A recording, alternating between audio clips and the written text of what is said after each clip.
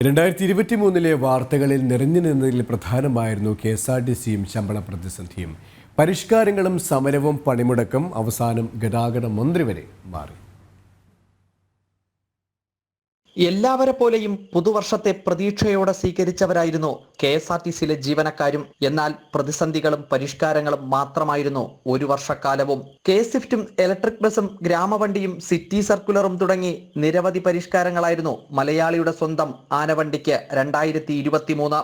സ്വന്തം നിലയ്ക്ക് കോടികളുടെ വരുമാനവും സർക്കാർ ധനസഹായവും ലഭിച്ചിട്ടും ശമ്പളവും പെൻഷനും മുടങ്ങി കോടതിയുടെ വരെ വിമർശനം ഏറ്റുവാങ്ങേണ്ടി വന്ന പ്രതിസന്ധിയും ഈ 2023 സാക്ഷ്യം വഹിച്ചു.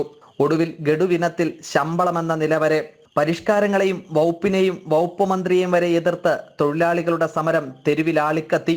സർക്കാർ അനുകൂല തൊഴിലാളി സംഘടന പോലും വകുപ്പ് മന്ത്രിക്കെതിരെ രൂക്ഷ വിമർശനവുമായി രംഗത്തെത്തുന്നതും ഈ കാലയളവിൽ KSRTCയിൽ കണ്ടു. അവസാനം മന്ത്രി തന്നെ മാറി. പഴയ മന്ത്രി ഒപ്പിട്ട ഫയൽ പുതിയ മന്ത്രി തിരുത്തുന്നതുവരെയാണ് 2023 KSRTC കാലം. പുതുവർഷത്തിലും പ്രതീക്ഷയോടെ വളയം പിടിക്കാനും ശുഭാപ്തി വിശ്വാസത്തോടെ മണിയടിക്കാനും അവർ ഉണ്ടാകും. മലയാളിയുടെ സ്വന്തം ആനവണ്ടിയുടെ പേരിൽ എല്ലാവർക്കും ഹൃദയം നിറഞ്ഞ പുതുവത്സരാശംസകൾ. അഖിൽ പാലോട്ടുമഠം, ജനം, തിരുവനന്തപുരം.